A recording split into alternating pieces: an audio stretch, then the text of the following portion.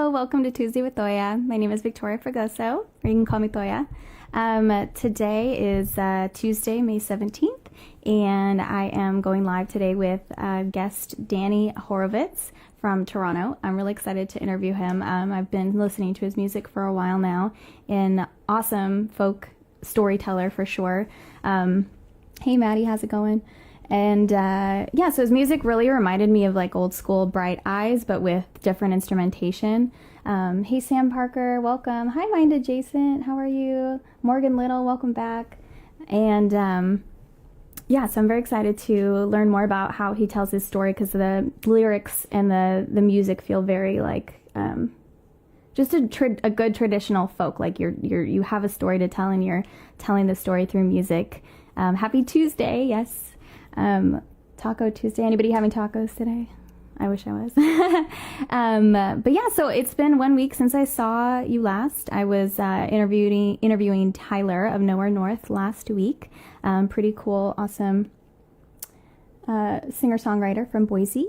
And I am back to performing. No one in my household is sick. I'm not sick. But I am working definitely. Oh, hey, Travis, how are you? Hey, Dany. And just excited to be performing and playing music again. It was a long time that I hadn't played, so I'm excited to play for you today. I'm going to play a cover first, and then I'm going to get to the songs that I just released. Hello. How's it going? Thank you for saying hi in the comments. All right, so, yeah, Tyler's vocals were very killer, so I'm excited to hear Dany's as well, and I'm also excited to just sing again. So, hey, how's it going, Funky Gorilla? So, yeah, I'm going to start with the song. It's a cover. I really liked this song, and it's called Seaside by, I think you pronounce it Seb, S-E-B, and, yeah, I really like the song, and it fits like the summer vibes. We're getting a little sunshine over here in Washington, so here goes.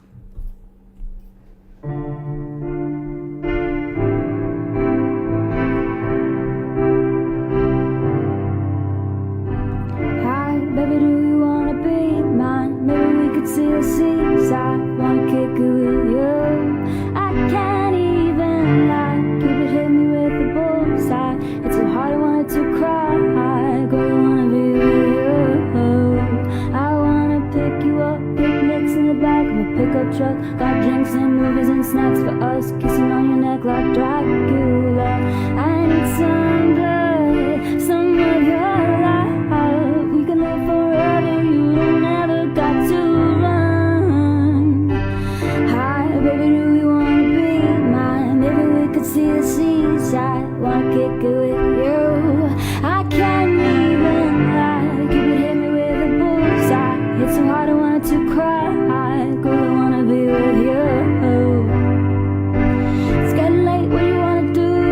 It's already 2:30. Baby girl, just to tell the truth, I don't really like the sky-colored blue. With that said, who you on the phone when you type in? Is your man at home? You'll be fighting. Girl, you need something new. And I said, baby, do you wanna be mine? Maybe we could see the seaside. Wanna kick it with you? I can't even lie. Cupid hit me with a bullseye. It's so hard, I wanted to cry. Girl, I wanna be with you.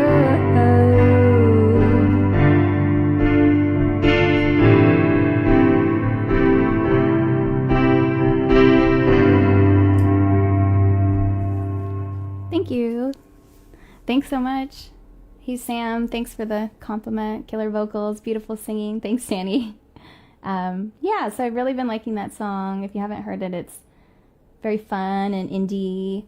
Oh, welcome Endorian Guitar Works. You're also having a live stream today. Very excited to watch it as well. 7:30, if I'm right. You can let us know in the comments. But there's a cool drawing and lots of fun things that Endorian Guitar Works really teaches when they're doing their live stream. So really, really love and enjoy those conversations for sure.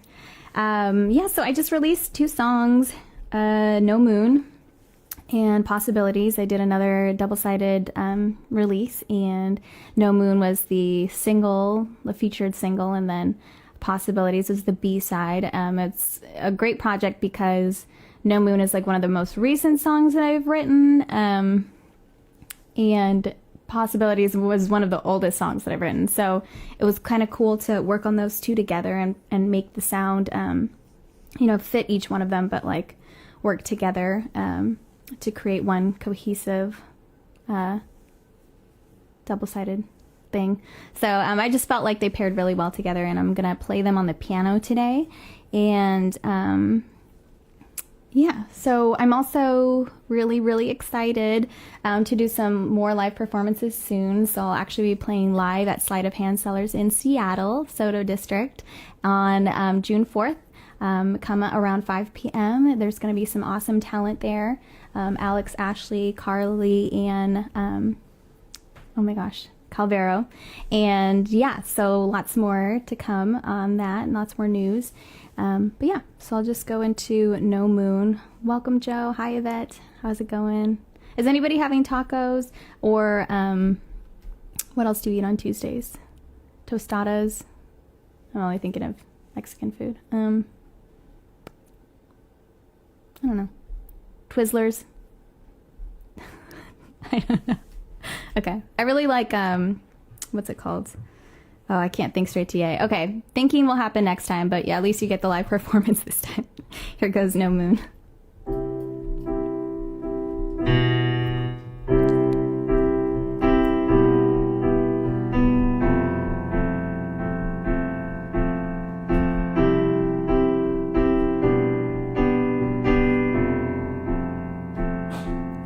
There's no moon tonight, and I can hear the anger on your tongue, saying things you swear you didn't mean, that it can happen to anyone.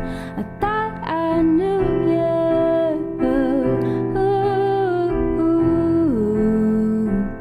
I thought I knew you.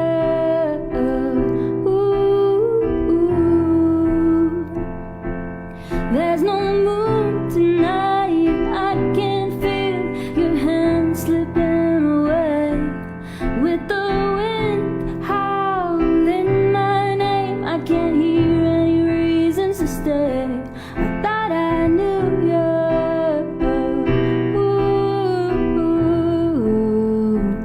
I thought I knew you.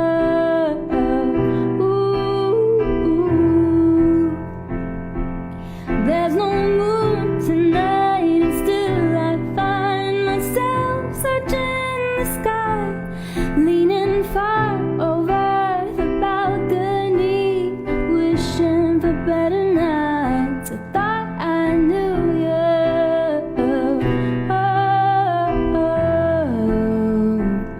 I thought I knew you.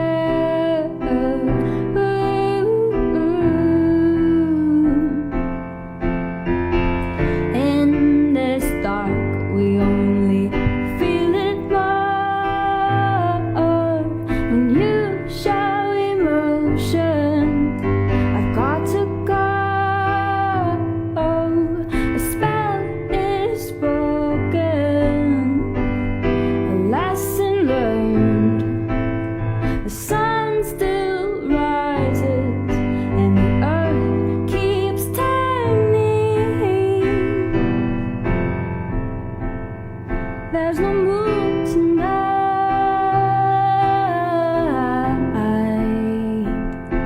There's no moon tonight. There's no moon tonight.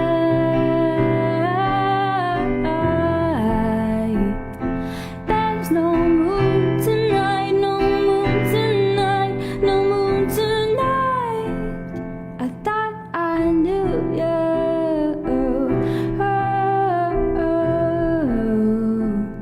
I thought I knew you.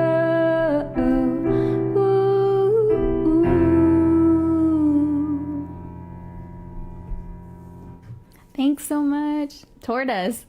Yeah, that's funny. Tortas also starts with a T. Thank you, Joe. Thank you, Meg. Thanks, Yvette. Hey, DT, welcome.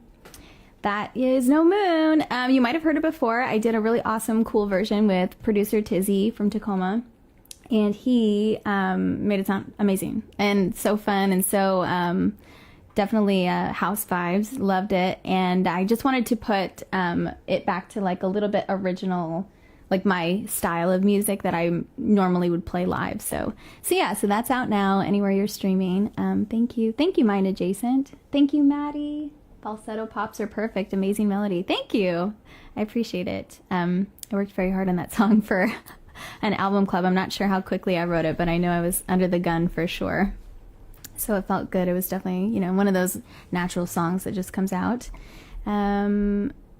Speaking of alive performances again, I'm also helping out with the night show at Alma Mater on June 24th in Tacoma. So I hope if you're in the area, you'll purchase tickets for that. It's about $25, I believe, live entertainment. The hosts are hilarious and such amazing people. So hope you can join for that if you're in the Tacoma area. And I'm going to be playing one last song before we get Dany on the live stream. If there's anybody you think might like some live music or enjoy conversations between musicians about storytelling and things like that, you can press the little paper airplane at the bottom and share it to whoever you want to invite to the live stream. I'm excited to hear him play as well. Really cool, like guitar pieces on his track. So, yeah, looking forward to that. And this is my last song that I'll be playing for you today. It's called Possibilities, and this is the B-side of the release that I just did. Cool.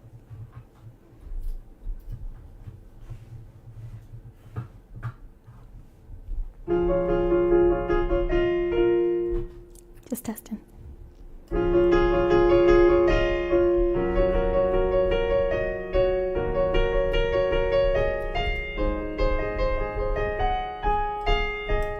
If our moon shattered into a million suns, and all of the continents somehow became one, and if everyone in all forgot how to speak, would we finally learn how to listen and let go of our histories? Then would you look at me differently? See all the possibilities. You want every answer. Now what's wrong with mystery?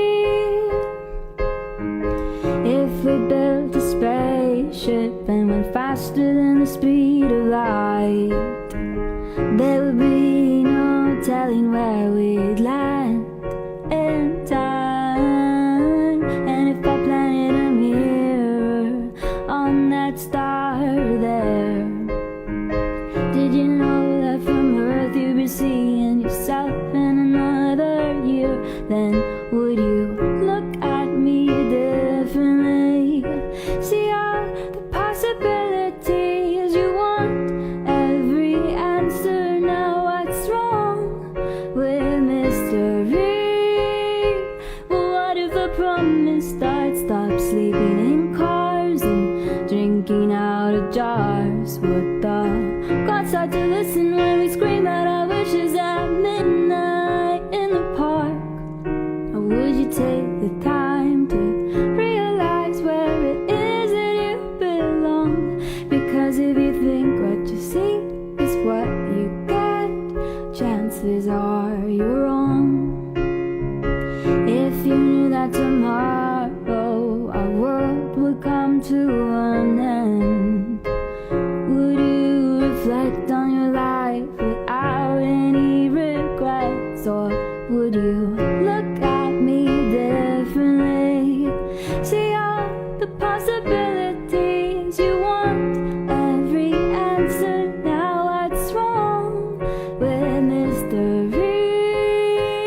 What if I promised I'd stop drinking in cars and sleeping outdoors? Would we move to the city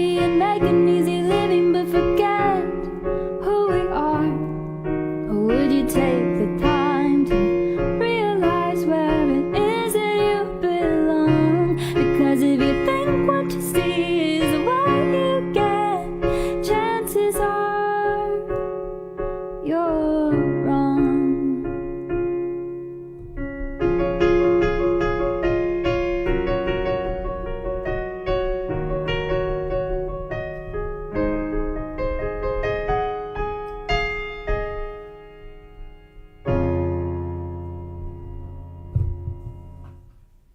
Thank you. Thanks, Joe. Hey, Pat Mays. Hey, Ben. How are you? So cool what you're doing up in Bellevue. I wrote that song like a really long time ago, but I remember it being like one of the very first songs where I was proud of the piano piece. I was proud of like the lyrics and how they came together. So it really means a lot that y'all like it still or now. So song that's very near and dear to my heart. And without further ado, I'm going to get Dany on here because I'd love to hear some live music from him as well. And share his wonderful talent with you guys. So let's see here. The button on it always looks like you're going to like leave the live, but it's not. It's safe. Okay. Hey, Dany. Hey, how are you? Good. How are you? I'm good. It's so nice to finally talk to you in person. Just for some background for anyone who's watching, probably it's been like 2 years ago now that I started thinking to myself, I got to get engaged on social media. I got to start engaging the people. And you were one of the very first people I remember finding, and we chatted a bit. You've been just such a supporter of mine. And I come to your show sometimes. I just love your music, and I think you've got this beautiful voice. And it occurred to me as I was getting close to this, I'm like, I feel like I know you, but we've never actually had a real conversation. So it's so nice. No, it's so nice. That's so funny. Yeah, because I remember, we talked a lot about like the very technical stuff that it takes to be an artist, social media, pre-saving on Spotify and things like that. And so, yeah, it's really funny. I mean, we have all these wonderful conversations. And so I think it's really nice for people to get to hear some of that now that we've like acquainted ourselves with some of those things and get to talk about more in-depth stuff. But yeah, it's just so awesome. Yes, like I'm just on my phone here. You've got a professional mic set up. When I my home setup, I usually use a laptop. But for Instagram Lives, is my mic okay? Am I coming through okay? And what do you use? Are you on a computer or a phone? I'm on the phone, but we use a Tascam to hook up to the sound, and then my husband actually helps with the sound. Otherwise, I would not be able to do this by myself. But Instagram it's very interesting. So anytime I get a guest on, it kicks my mic off. So now what you're hearing from my side is just the mic on the phone. And so when you play, I'll mute myself so that there's no feedback, because I've noticed some of that sometimes. But yeah, it's all this stuff that you don't want to think about. Like, I don't want to think about it. I just want to go live and share my music with people. But if it doesn't sound good, or if it's chopping up, like, people can't really enjoy it. So it really takes a lot of investment of time and energy to do things even like this that are just, it's all those little details you don't want to think about, but you have to. Well, and you do such a great job and kind of inspirational. I always feel like I'm so far behind. I post once in a blue moon. I have stories. I almost never do live stuff, but you're just always engaging, and it keeps making me thinking like I gotta keep doing it. It's necessary. Because if it was me, I would just go into the studio, record my music, put it out there. People found it great. If they didn't find it, perfect. But I want people to find it, right? Like, I want them to hear it. And unfortunately, like you said, you gotta grind it out to be heard. So yes. Speaking of hearing, I would like to hear a song. What are you gonna play for us? I was thinking about what song to bring here, and I thought I would do a song called "The Scar," which is maybe the darkest song on my album, but I think it's the one that people seem to like the most because they relate to it the most. And my producer, when we went to the studio to record the next set of songs, was like, "Dany, can you write more dark songs? I think you're better at writing dark songs than happy songs." I was like, I'm going to take that as not an insult. So I really loved, what was it, Care For You? So that to me was like the opposite. I can play No, you should play The Scar. You should play The Scar, but I'm just letting you know, I think you can write both. I just think that that definitely The Scar is an amazing song. So you should definitely play that one because I want everybody to hear that. But if anyone wants to hear a happy song from you, definitely check out Care For You. That's my favorite song off the album. That's the happier one. So. Here's the Scar. I'll talk about the production around Care For You because that's an interesting story. Anyway, yes. This is.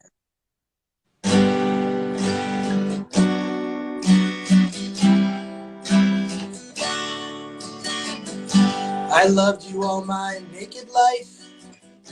I loved you from afar. I loved you for your sorrow. I loved you for your scar. I loved it when we passed each other in the hall. I cherished every wave from you, each smile and every call. But I hated every day with you, your beauty and your youth. Was jealous of your love for me. I couldn't stand the truth that I only loved you from afar.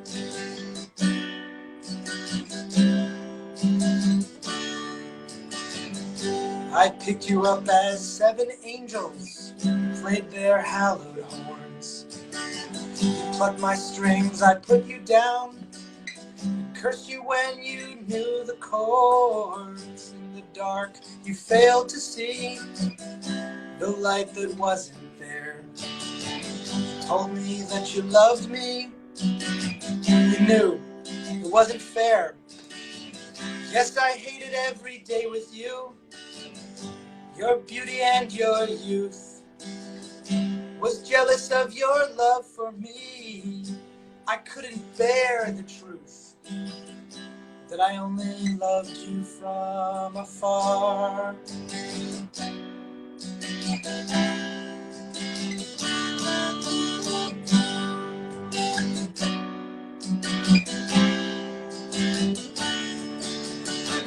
Yes, I loved you when you left me with your scar. I loved you in my sorrow, loved you from afar, and I still do, but only from afar. I always will, but only from afar. Amazing, so good. And I love when you can really hear like the lyrics when someone performs, because it's just like you can hear the story, and I can see the music video. You know, it's very visual. A lot of your lyrics have really good imagery, so I really love that about your music. But yeah, very cool. What can you tell us about the story behind this song? Well, first of all, thank you for saying that. Very kind of you. Someone wrote happiness is overrated, and I, at least musically, although in real life I like happiness, but right. I love Leonard Cohen, like among many of my love Leonard Cohen. And he has these phenomenal stories, these phenomenal images. He's just very good at writing. And I have this section on my phone called Poems, and I'm always writing little poems. Usually when I write music, I got a melody, and then they'll kind of come together. You know how it is when you write songs. In this case, I was looking in the mirror one day, and I have a little like scar on my head you can't see there, and I just wrote on my phone, I loved you all my naked life. I loved you for your scar. And I was like, oh, I like that. I don't know what it means. And I kind of like worked it out, and eventually it became a poem. And then later, when I was fiddling around the guitar and I came up with the melody, I was like, this melody would go really good with this poem that I had written. And eventually, did you ever read Gulliver's Travels? Yeah, a little bit. So But wow. It's anyway, Gulliver goes to this land of little tiny people called Lilliputians. Yes. And he comments how perfect they are, and they're so tiny. And then he goes to the land of the giants, and he notices how ugly they are. And what he realizes is they're ugly because they're so big and they're so up close, you can see their blemishes. And the Lilliputians are so perfect because they're far away. So as I was developing the story, I had that in the back of my mind. The idea of loving someone when they're really far away, and then when you get to know them, realizing, I don't really like you at all. But really what you're saying is you don't like yourself. So there's all these layers, and I was like, oh, I really like these characters I'm developing. I kind of relate to both of them. I'm not sure if I'm an avatar for the narrator or I'm an avatar for the subject, either, but it developed that way, and a lot of that was going in the back of my head. So I think it's also one of my more, like you said, just like kind of imagery heavy songs. Very cool. That's so interesting. And when you talk about like the poetry and Leonard Cohen, were you writing poetry before you started writing music? I think that kind of happened about the same time. I've Okay. always loved to read ever since I was like just reading like a fiend even now. And I Oh, started playing the guitar at 14, and I probably started writing songs around 16. But mhm. in university, in undergrad, and I was in Montreal at McGill where Leonard Cohen went to school, I was just listening to a lot of that kind of music. I mean, I always had been. I'd always been listening to all the great singer-songwriters. Mhm. And I just wanted to mirror my love for storytelling with my love for playing music. And because I was self-conscious of my voice, and because I was self-conscious of my guitar playing, I didn't feel comfortable with covers. And so I thought, let me just write my own stuff so at least people will respect the initiative. And over time, I just love more and more doing my own stuff, and I almost never play covers anymore. That's super cool. I am very similar in that I don't like to play covers. I think when you're trying to learn something else, it's just so much more fun or like so much more engaging when you can just make your own stuff up. Yeah. So that's really interesting to hear. And I love that because it's interesting to me too when you talk about being inspired by all of these great singer-songwriters that you would still just want to write your own. And I think Yeah. that's really awesome because a lot of people, even if like you said, you had fears of like, I'm not that great at playing guitar and I'm, not that great of a singer or I don't feel like confident doing those things, but you still did it and you Yeah. still pushed yourself to like write those songs. So I think that's awesome because not a lot of people, just, you hear the negative self-talk and you just stop, right? Yeah, you got to stop that negative self-talk after a while. I just want to pause and say someone had a comment that Gulliver also went to a land of horses. Yes, he did. And the horses referred to human beings as yahoos, as I recall correctly. So Gulliver Travels. This podcast is actually just one giant advertisement for the works of Jonathan Swift. It's just I love it. I'm a creative writing major, so I did a lot of English classes for undergrad as well, and I love. I'm just not as good remembering all of the things, but I definitely enjoy reading and just like the places that things take you. And I think it's always wonderful when even just a word that you read comes back to you later into like a poem or something, just one word, but you kind of like have that same feeling about when you like first read a work or something like that. I think that's so cool, that story about the Lilliputians, because it's interesting too when you read, right, how well people like hide, or maybe they don't mean to, because like you said when you were writing the lyrics, I'm sorry, I'm all over the place, but when you were writing your lyrics, like I loved you all my naked life, I loved you from afar, or I loved you for your scar, you're like, I don't know what that means. And there's a lot of times where you read stuff and you're like, I don't know what that means, but then, or when you're writing something you don't know what it means, but then you read something that somebody else wrote and you're like, oh wow, what a great metaphor, what a great like, I know what they're trying to say. yeah, and it's very Grecian. It's like, oh, muse, breathe into me, or how do I know what I think until I've said it? And by the way, you were right. You got the lyrics right because I eventually pushed the lines out so they weren't so close together when I dropped it. So you have that memory. You were saying you don't remember things, but it's like, and you wouldn't necessarily. This is why it's so important to read. You wouldn't necessarily know that song had any Gulliver's Travels influence whatsoever. But it was in the back of my mind. The song "Nothing Ever Ends" on the album, if you heard it, was partially inspired by the poem Ozymandias by Percy Bysshe Shelley, but you'd never know it. It's just that, like, what happens is you read all these things, or you hear all these things, you think about the meaning to you, whether the story is real or not, what it means to you truthfully, and it just filters through you. And that's the beautiful thing about music, is that it all just filters through you and it comes out you. That's wonderful saying, or that's wonderful how you're saying that, because it's just everybody has their own unique perspective, their own personal voice, and if you and I read the same piece of poetry, we'd come up with different meanings for it too still. And Yeah. someone just said it here. Even performance art. I was in a musical recently, and one of the understudies had to step in, and it was a musical called "And the World Goes Round." And the woman who was set to sing all that jazz, beautiful voice, worked so hard, was incredible, and she brought a lot of sultriness and sexiness. And her understudy stepped in, and it was exactly as beautiful, exactly as hitting the notes, but the character of the performance was a little more worn down, and it brought a different element to a song that we all know and yet fit perfectly. So how the music filters through you is always your own. I always find it fascinating. That is really cool. Someone said, Mind Adjacent said, you can really find your voice in the abstract. I think that's very true. Like, it's not, it's going to be, if you're following directions and you're following someone's like, you know, advice about how to do things exactly, you're never going to be able to make it your own. No, that's right.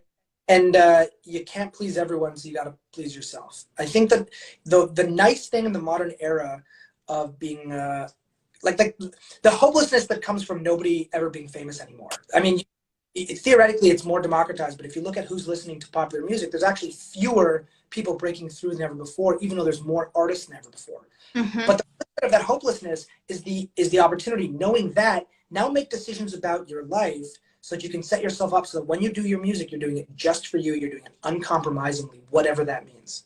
And that's the beautiful part, is you can be just you. You don't have to take anybody else's notes. I like to take other people's notes when I respect my collaborators, but that's a choice that I make, to listen to people in the studio and think about that. But you can do whatever you want. There's no hope of money, so you don't have to listen to some studio being like, well, what if we just like made a reference to Pepsi here? And you're like, Pepsi? How does that fit? It's a very abstract Wayne's World reference. Mm-hmm.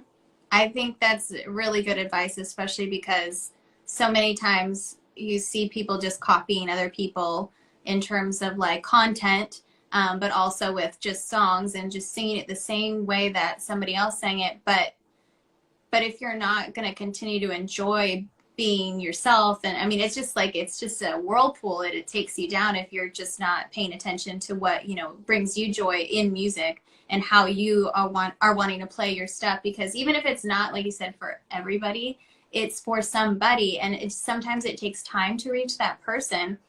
But that doesn't mean you should be changing for everybody else who's around you. It just means that it's going to take more time for somebody who truly, you know, is going to appreciate you for who you are as an artist and like your music the way it is. You should change, and you should grow, and you should evolve on your own. You know, Mm-hmm. When you're young, certainly in my case, very few of the songs I wrote when I was young was anything other than generic trash. Even now I write some generic trash just because I need to keep writing. I need to keep putting it out there. But over the years, I think I've become a more mature songwriter. Now when people hear my stuff, if they like it, it's because that's what they recognize. When I hear, you know, first-time songwriters who are even very well accomplished or even very well famous, I think like, boy, you know, it sounds sometimes generic, but I can hear the potential, and I hope as they grow up and get older, their songs will mature as well. So you should be changing, you should be growing, you shouldn't be defensive in your "this is who I am" thing, because maybe you're you know, the person who you'll be in 5 years wants to have looked back at that journey too. Yeah, I mean, that's a great point, because we're always learning, we're always growing. We're never going to know everything, especially because the world keeps changing and technology keeps changing. But yeah, if you're staying true to like those core things that inspire you to write music in the first place and to play music in the first place, I think that's what's important to hold on to, and the rest, you just got to let it go. I mean, what did you, I have so many questions for you, but what did you feel like, how did you find your sound production wise? Because I hear you live and I think it sounds very similar to what the production is in terms of like the spirit, like it's the same type of energy. So how did you find like that voice and that like consistency of sound? I got very lucky. So at the very start of the pandemic, I'd been in my mind to put together an album for a while. I'd written so many songs over the years, and I just play for myself, or I go to open mic nights. And a friend of a friend who was somehow connected to the music, he encouraged me to send him the demos that I'd made at home just for myself. And he knew a producer, this guy named Calvin. And he sent it to Calvin, and Calvin said he'd work with me. And as it turns out, Calvin Harwick at the Dreamhouse Studios, shout out to those guys and to Calvin, he just gets the vibe of the artist. Like you see it time and time again. He's very accomplished, and his artists gone on to win awards or just go on to make great music. And he comes in and he hears it, and then he says, this is how I think it could be and what it could do. And sometimes it is radically than the idea that I brought. In the case of Moving On, we changed up, he changed up a lot of it, and that song has a lot of him in it. In the case of The Scar, it is very similar, especially in terms of energy, exactly like you said, very similar to like the song that I wrote, but just like the best version of the song that I wrote. Plus we brought in this musician, Sean Royal, who just is phenomenal, and he hears his own counter melodies with the music, and he brought so much of that extra music. And I highly recommend people check out the studio version, if only to celebrate those, those collaborators of mine. And then there's Care for You, which is so similar in every way to the way that I play it now, except for one crucial detail. Calvin mixed out the very sweet acoustic jingly guitar that the song was based on. And once you do that and all you're left with is like the heavy bass and the electric, it sounds like this kind of like dirty Roadhouse love funky song. But actually in the original mix, it was like a very like California sweet jingle jangly song. And then very sneakily at the last minute, he mixed it out. And when I heard it, I was like, this is so much better. Calvin, you genius, you. Yeah. It's so cool to hear how a song can change through production, and it's great that you liked it too, because I think another part is sometimes you're so married to like this idea of the song that you had when you first started writing it. But that's so interesting to me because it's a really fun, like funky kind of sound, but it's just so joyous. That's really great to hear. That's cool. And do you feel like when you're writing your songs, do you always have like some sort of like sound in your head, or what do you write the song to do? Like, to just like get it out with the emotions or the story, or what is? I think it starts with that the emotional truth. It doesn't yet matter what the story is. I just wrote a song a couple of days ago, and I've been working on it over the last couple of days. Some chord progressions. What am I feeling? What am I humming? What is the emotion I'm feeling? And then what do I have to sing to get that emotion out? And then as I move through it, what are the progressions in the song that are going to make sense for that thing I want to get out of my soul? And then let me add some change-ups to make it a little more interesting. And once I kind of get the feel for it, what are the words that pop out? What am I thinking of? And then sort of a story develops around itself. That's usually how it works. That's like how it worked for a lot of the songs. For Care for You, I was trying to write a song using only one chord. I started out, and then I just couldn't do it. And I song to honor a theater company that I work with, so I wanted to make a love song about like the theater. So you'll notice all those allusions to Shakespeare in there. Okay. That was kind of just a challenge, but mostly chord progressions. What are the words? What are the feelings? It's easy to put a song in the first person and put it towards another person, but maybe if I do that enough, let me try putting in the third person. Let me try making it a song about a story about people who aren't the me, I and you. Or what if I made it a song where I'm talking to myself, kind of a thing. So that's like just like the story side of it, which is the writing side of it, but musically, play the music, noodle around on this guitar or my piano and see what I feel. What was your first instrument? The guitar, the piano? The guitar. Okay, cool. Or if you want to size, technically it was the piano when I was like 8, and I learned Heart and Soul with one hand, and then I stopped playing. And then I played the drums in school when I was a kid, and then I gave that up. And then as a teenager, I picked up the guitar and I ran with it. That was so really, depends on the answer. That's funny. I know, that's really cool. The musical history that you have, and you're also doing musicals, which is so cool. Oh yeah, I love musical theater. I think I'm there's a lot of us in the world who are just musical theater nerds. We just love, the performative aspect of it, the music aspect of it, energy. Like it's like a movie. Let yourself go for 2 hours, and just just sell, get into fall into the production value of the music of it, the performances. Love it. Yeah. Yeah, and you get a whole new show every single time that you like sing it and do it and see it, because it's like, and you can't do it the same way. I mean, it's live. Like that's, I think, what's so special about musical theater too.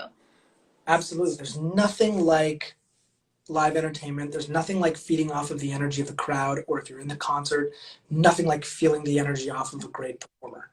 That's absolutely. And you mentioned emotion earlier too, which I really love. I think it's important that more artists start to talk about like the emotions that inspire songwriting, because I think sometimes we either get too technical or it's too magical, right? Like it just came to me, but you're usually feeling some sort of way or something, like there's a reason why that song came out of you. What I related to when I first heard your music is definitely the storytelling, but there was something about it that really reminded me. Have you ever heard of Bright Eyes? The poem by John Keats? No, very good. The rock band, who's the lead singer? Connor Oberst. I don't, but if he's anything like it's probably a reference to John Keats, and I can see the sensibilities right there. I wrote a song called Endymion, which is based on another poem by John Keats. So. Oh, really? That you know what? Now that you're saying it, that might have some relation. But anyways, what I mean to say is like that energy that he puts in his songs, the conversation that he has as he's telling this story, is what I felt when I heard your music, especially because I think "Moving On" was one of the very first songs that I heard from you, and I just love the spirit of that song and the motivation of that song. Like, I'm done with being like who I was. Like, I'm moving forward. This is, you know. Just such a like a celebratory song, I guess, for me. But when you are deciding, you know, what is going to be produced and what's not going to be produced, what are some of like the criteria that matters to you, or do you work with someone else to figure that out? Good question. I love all my songs. And so, narcissist that I am, I'm like, all of these should not only be songs, they should all win every award and be played millions of times. Yes. So I put together, let's say I'll write all my songs. I've got a back catalog, like I said, tons of songs I've written over the years. So I've got a bottom drawer to go into.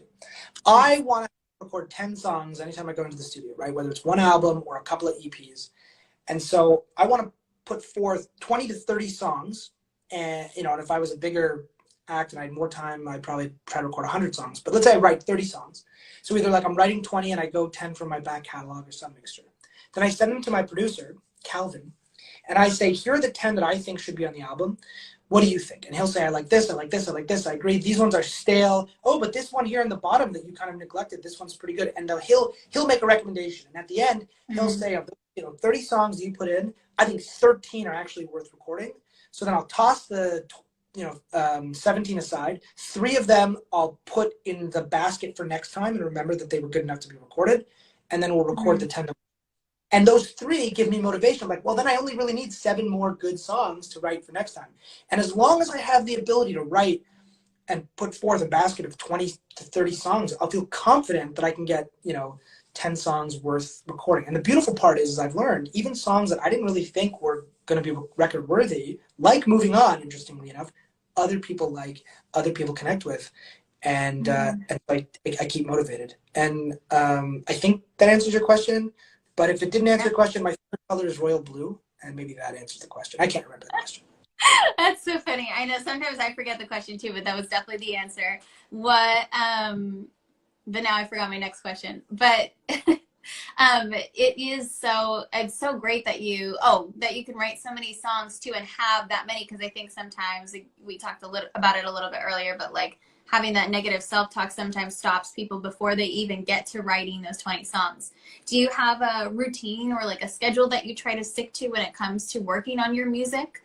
Any tips or habits that you formed that you feel like are really good for you? It's a good question. I mean, I play guitar every day. First of all, in general, I keep a schedule of my day. And I think it's a good idea for everybody to keep a schedule of your day. Practice, set aside 30 minutes or an hour every day and play the songs you love, play the songs you've written. Eventually, you're going to be like, well, I just want to noodle around on the guitar, hit some new chord progressions. Ooh, I like that. Write it down on your phone. When you start writing something, write it down on your phone. Write it down and remember it. Try to finish the song or finish like a skeleton, finish like a verse and a chorus, something that inspires you to go back to it the next day. If you just write 2 lines, you're probably not going to go back and finish it. But if you can get the discipline in of like getting something complete, then you'll either finish it that night and you'll be up for hours, and then you'll rework it over the next days or weeks, or you'll come back to it and you'll be like, oh, I remember this, and it'll be enough that you can go on. I think that's probably the best advice. And the other thing is just keep reading, because the more you read books, the more interested you'll be in language. People talk about experimenting, and I used to think like experimenting was, I don't want to experiment with music. I'm not a mad scientist, but here's what I interpret it to mean. There's 4/4 time, there's 3/4 time, there's 6/8 time, but then there's like all these keys up there. And if you don't know how to play in a key, just get yourself a capo and just start going up. And you know what? You take different speeds in key signatures and different different keys, different speeds, and different time signatures. And then you add in the fact that like you're going to be putting in different chord progressions in each of those keys. Like there's an unlimited number of ways in which you can kind of touch yourself inside to inspire you to. And then when you're done with that, get a different instrument, get a piano, and you'll be re-inspired to do the same thing. And so that's what I would say is just keep kind of working and so on. That's Borscht awesome. they're waving or putting their hand up. Yep, they're saying hello. Oh, hello.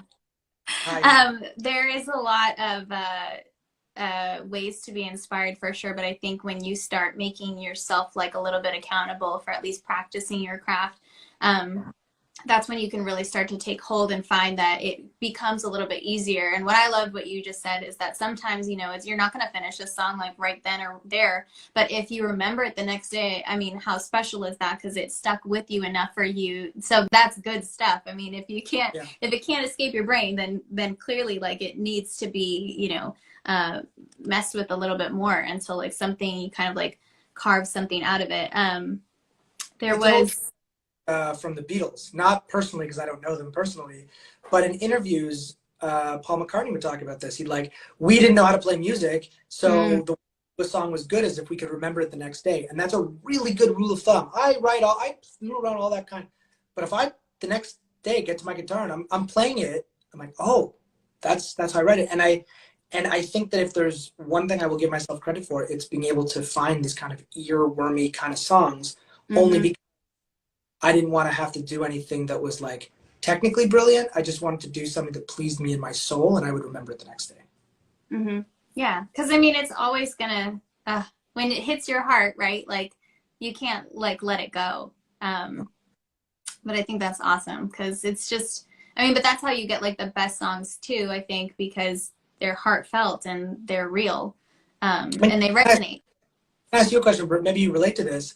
In a weird way now, having written so many songs, and I'm sure, do you find that like your own music is now in some ways the soundtrack of your life? Maybe it's not personal songs to you, but you sing them and play them so much that you kind of like are almost like a fan of your own music and you detach yourself. Like I think that's kind of like a nice gift that you can give to yourself.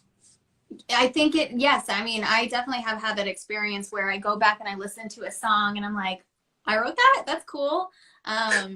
It's just fun because it's at a point where like you're not so self-conscious about it that you're not thinking like, oh my gosh, like I can't believe I put that in a song, like I cannot definitely play that out loud, I'm not playing that ever for people.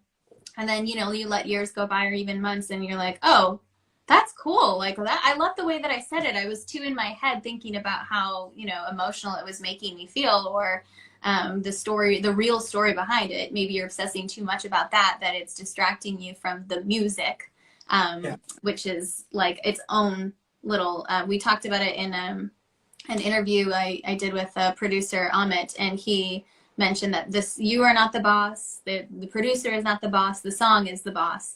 And I think it's always really great to hear that voice come through when it is just the song speaking to you. Totally. Yeah, that's a great question. Thank you. Yeah, totally. And may I add one more thing, that you're worried. I mean, I try not to write personal songs. Sometimes I'll imbue elements of my life because I want to be able to authentically and honestly get the emotions out to serve the story. But even if, let's say, you write a super personal song and it's all about you and your relationship, you're actually not the author of the meaning of the song as a songwriter. The listener is the author of the meaning of the song. And you're confusing your role as listener with your role as player and writer. And so when someone else hears your song, they're not thinking of you, they're thinking of themselves. That's very good. It frees you from the prison of worrying about that sort of thing. That's awesome. Can you say that last part again? What frees you from the prison? Knowing that the authorship belongs to the listener rather than the writer frees you of the burden of having to own the meaning behind the song. People who listen to it, they're thinking of themselves. Great example. You ever hear the song Norwegian Wood? It sounds familiar. Yeah. I once had a girl, or should I say she once had me. Anyway, whatever. It's a Beatles song, super famous. Your listeners might know it. I listened to it. I just thought it was a cool story about some guy who kind of gets duped by some girl. It's actually a confessional song that John Lennon wrote that was inspired by him having an affair on his wife. I never would have known that. Brave of him to write that song while he was still married to Cynthia Lennon. All the same, that's not what I didn't know that when I heard the song. I just listened to the music and I brought meaning to it. So you write a song and it's personal to you. It's about the most devastating thing that ever happened to you. but I hear it and I just see the characters or I make it about myself. And that, knowing that should free you as an author to write anything you want. The only reason why I don't write super personal songs is that then I don't feel like playing them, and I want to continue. So keeping them at arm's distance is helpful for me, but everyone's on their own path on this thing. That's a really great point. Yeah. I mean, I'm definitely in the boat where like if I write something too personal, it's like it's not coming back for another 10 years. But it is important to remember that. I think even as writers, like just you said you love to read a lot. Do you ever write nonfiction or mostly poetry? Well, now I write mostly poetry and I turn them into songs. There was a time when I wrote short stories. I've even written a couple of novels and screenplays. They're sitting around in my drawer somewhere just because I felt the need to be creative. When I was in school, I had a blog that they published in one of the newspapers, one of the newspaper online sites for a while. Now it's mostly just poems because I can't do everything, but I love putting my energy into my music and telling stories that way. I've tried over the years to keep a journal many times, and I can't do it. I can't keep up. No. That's a lot of work. That's a lot of writing. The poetry is much simpler. It's just a couple of lines, and then you can put it into your songs. I think that's always. And then I went a couple of years ago. I was like, well, who needs a journal? We got social media. I'll just take pictures of everything I do and post everything. And then after a while, I was like, but what am I doing? That's like destructive. And now I'm bothering everybody by taking pictures all the time. And my whole life is based around the likes that I get. So now to feed my social media addiction while also not ruining my life, I direct it all only towards the music stuff, and that's why. And that's I think that also what you were talking about of you being like the listener being like the person who really gets to interpret the story. I mean, it's the same with a reader getting to interpret the story of what they're reading. And then that also reminds me of another thing that I read in a book called How to Write One Song. And something the author said was that, if you're a writer, you want to read every day. If you are a musician, like you want to listen to music every day. So I think like it just goes back to a lot of things you were saying about really good habits to keep, or that at least are helpful for you. I mean, they're helpful because they keep you in line with like what is true to your craft and like what the things that you need in order to write music. Yeah. And the things with social media too, I mean, you're putting that picture out there, right? But everybody who sees it has their own interpretation of like what that really means, even if you put a caption towards it. I don't know. Can we get can anybody in the comments tell us if you actually read like the captions when people post things? It's something that I like to do because I'm a reader. What about you? I don't know. That's a good question. I've never really thought. I think sometimes I do and sometimes I don't. Sometimes, because I don't have a lot of time, I'm on Instagram and I want to engage in the community and the people that I like. So I will see the picture, immediately click like, oh, you know how the algorithm works? So it's like the people who are at your top. So I want to reward the people because they've supported me. I support them. Like, comment. Yeah. If it's a video, I'll like listen to a couple seconds. I'm like, this is really great. Keep going. Or maybe if there's something that pops in my mind. Do I also read all of their descriptions? Sometimes. I think the answer is I'm very inconsistent and I'm doing my best. I think, yes, it's always a struggle when you're a musician or when you have a business and you're doing social media. The, give and take between being engaging and really you only have so much time in the day. Are you spending that time working on your stuff or are you spending that time looking at others? And so sometimes it's good to get a good mix, right? Because we always need like that break from ourselves and you can gain inspiration that way. And make friendships that way. And that's all very valuable. But the ratio to which, that you're going to spend all your time that you could have been writing and working on your music, looking at social media. I mean, it's just a whirlwind. I don't know if you've been on TikTok, but that is just like I'm very bad at TikTok, and it's like let's do the calculation for me. Very selfishly, I'm only doing all this because I want people to listen to my music. That's really it. It's nice to engage with people, but I want people to listen to my music. So how do I do that? Well, I want to engage people on social media so that they'll engage with me. But I can only devote some time to that. I also want to submit to playlists. Well, some of those playlisters are like, well, if you listen to the playlists, we'll keep putting your music up. So I want to listen to those playlists and I want to like reach out to those artists so they know that I'm listening. Hopefully they do the same to me. But there's only so much time in the day to do it all. Even now, like I've built up my Instagram just so that I can encourage as many of those people as possible to listen to my music online. And it's like a very small percentage, but it's what you got to do. And I'm grateful for anybody who follows and anybody who listens even once. Maybe because of those percentage of people who will listen even once, some small percentage will be like, I really like Dany's music. I'm going to keep listening to him. And those are the people that I find and attract and keep. So it's all like a numbers game. And then I have my real life and I have all the other things I want to do. So I can't just spend time on social media endlessly. And it is a balance. Someone said it's absolutely a balance. And the problem with TikTok is that I'm bad at posting, first of all, and also it's a rabbit hole because you go down and the next thing you know, it's like there's a TikTok video about like how did chainmail come around? I don't know. And then the next thing you know, it's like it's about black holes. And literally I've gone down a black hole for the last 35 minutes on TikTok videos. It's great. It's really dangerous for me as well. I usually find myself like, oh man, I really need to respond to that person. I get on Instagram and I'm like scrolling or wait, what am I looking for? What was I doing on here again? And the crazy thing is that you're only doing it because you put so much work into your music that you want to put it out there, right? And yet somehow you also get sucked into the algorithm. So I try to remind myself, do it for the music, make it about the music. Be real and you're already a success. Yes, I agree with that. Well said. Yeah, and yeah, beware of the rabbit hole. So, but for what it's worth, I love writing music. I love making music. I do love engaging social media. Like I love this conversation that we're having now, and I love all the conversations that I get to have. Because how often do you get to talk to like-minded people a world away about each other's stuff? You know, I'm a fan of yours. And you listen to my stuff, and it's so cool. And that truly is a beautiful part that pays dividends in the soul. You know? Yes. Yeah, that's a very good point because there are certain things that you can get from social media that are priceless. I mean, during the pandemic, there's so many people that I got to connect to that I never would have been able to otherwise. So it's just like people said that balance. And then someone said earlier, there's 8 billion people in the world. You know, someone is going to like your music. It's just about being in front of them. And so to be in front of them, you have to constantly create content in an engaging way that finds those people that like really resonate with what you're doing and how you sound. And speaking of social media, where can everybody find, where are you the most social? What social media platforms do you love to use? Where can people find you and reach out to you besides the streaming platforms?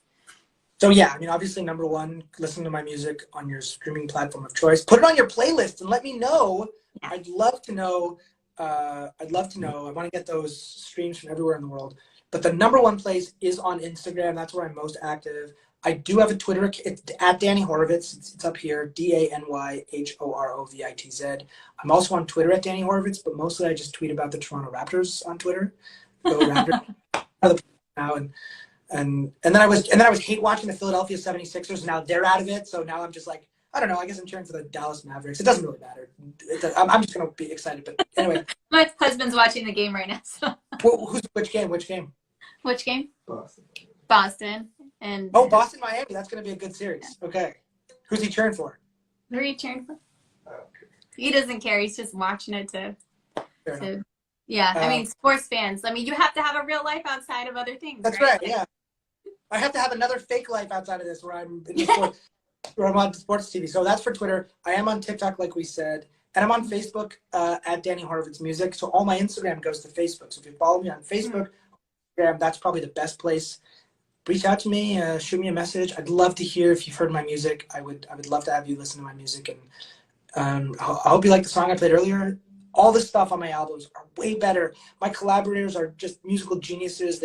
I love what they do with my songs, and I'm really lucky to work with them. And I would do anything I could to just validate their faith in me by having you listen to it. That's so awesome, and that's a very good point because it does take a team to like build a song, especially if you're putting it out on and producing it. So that's really great. Well, thank you again for joining me tonight. I know it's been some time that we've connected, so I'm really happy that we've got to do this. And I'll be posting some of your links in my stories so that people can see your work and hopefully hear more of your music. Especially, I recommend The Scar is awesome. I really loved also Moving On and Carefree. So those are my favorites. So I'll share those as well. deep cut. So thank you so much for calling out. That means the world to me that you actually know the sort of deep cut on my album. So that means a lot to me. Thank you. Thank you so much for having me. It's great to finally connect in person, and I hope we get to do this again. I've got more music. I'll keep listening to your stuff. Keep watching your show. Also, cool light behind you. I always meant to say that. I think it's really awesome. Thank you. It was worth it for sure. It's such a fun find on Etsy, so you can get your own custom one too. And then they have all these cool settings or whatever. Shout out to Etsy. I'm gonna get one that says Victoria on it, and then don't. Don't do that. No. All right. Well, thank you so much. And everybody else who's watching, thank you for joining us. I'm going to be back in not 2 weeks anymore. It's every week. Sorry. I'll be here next Tuesday at 5 p.m. PST. Thank you so much, Dany. Bye, Victoria.